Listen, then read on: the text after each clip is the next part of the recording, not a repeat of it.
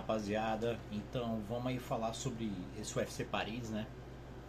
Confesso que o UFC que foi surpreendente. É um UFC, eu acho que da minha vida, sinceramente, é o UFC que mais me fez errar. Por quê? Fiz alguns prognósticos para as lutas, né? Dei alguns palpites, inclusive, e nunca errei tanto na minha vida, né? Então vou fazer alguns comentários aqui sobre algumas das lutas aí do card, que eram as lutas mais importantes, né? Vou começando por Bryan Battle contra o Kevin Jousset. O Bryan Battle entregou um nocaute aí em cima do Kevin Jousset.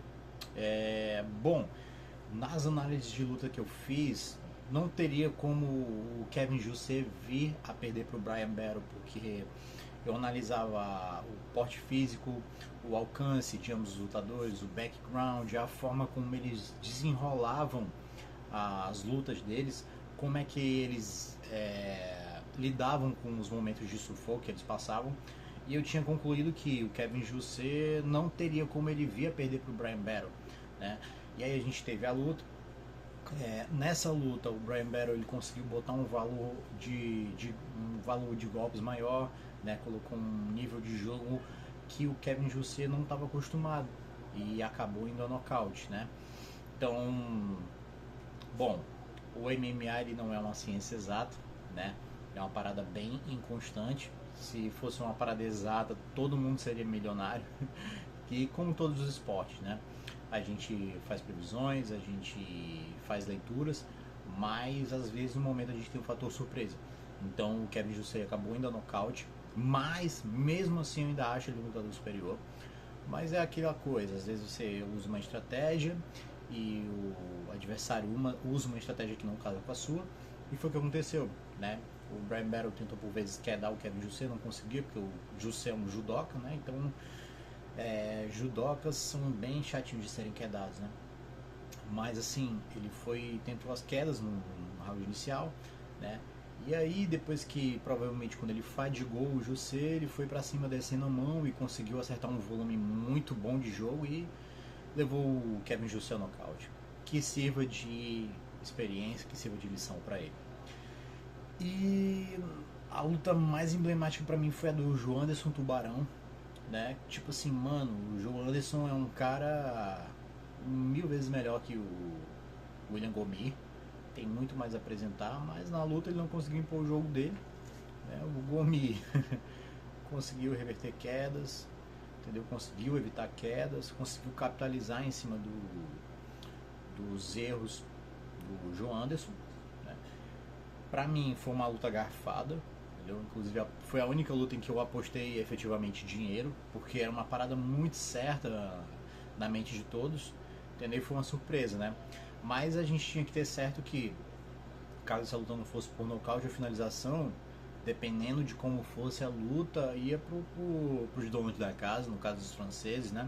Então o João Anderson fez uma luta bem competitiva, o Gomi entregou uma luta dura para ele, mas pela falta de nocaute e finalização, acabaram dando pros donos da casa, né?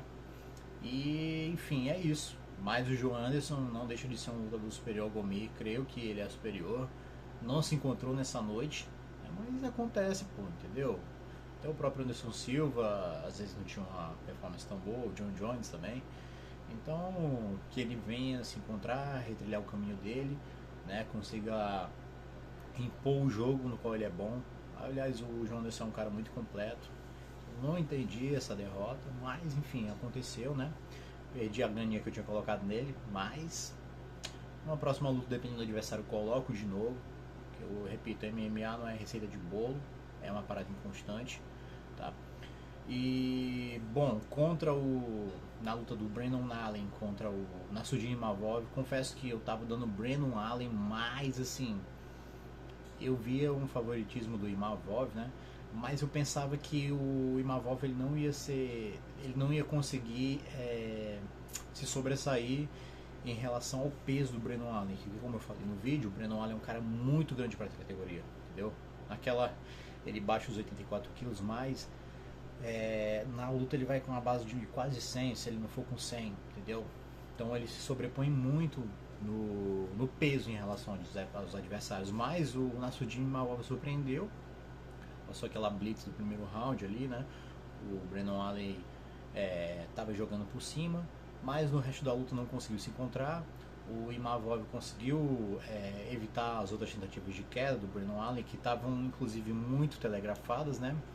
E assim, eu não acreditaria que o Brennan Allen fosse fazer um jogo cerebral, porque ele não é esse tipo de lutador, né? Ele vai jogando em pé e quando o cara vai pro chão ele amassa, né? A única coisa que me surpreendi nessa luta foi que ele buscou a queda, ele mesmo, entendeu? Porque geralmente ele sufoca o cara em cima, no chão ele acaba capitalizando.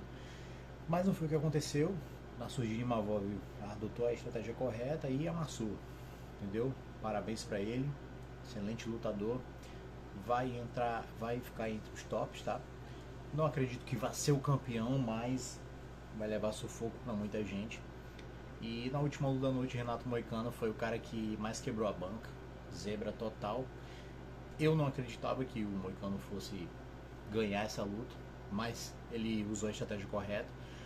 No primeiro round ele foi logo sufocando o Saint-Denis, coisa que ele não fazia antes. O estilo de luta que ele usava antes ele ia cadenciando, né, e aumentando no decorrer da luta, mas nessa luta ele foi logo pro tudo ou nada, quedou, deu-lhe um pau no Saint-Denis logo no primeiro round, quebrou o cara mentalmente, né, quebrou o cara, quando você quebra o cara mentalmente, o cara fica quebrado pro resto da luta, conseguiu fazer isso, né.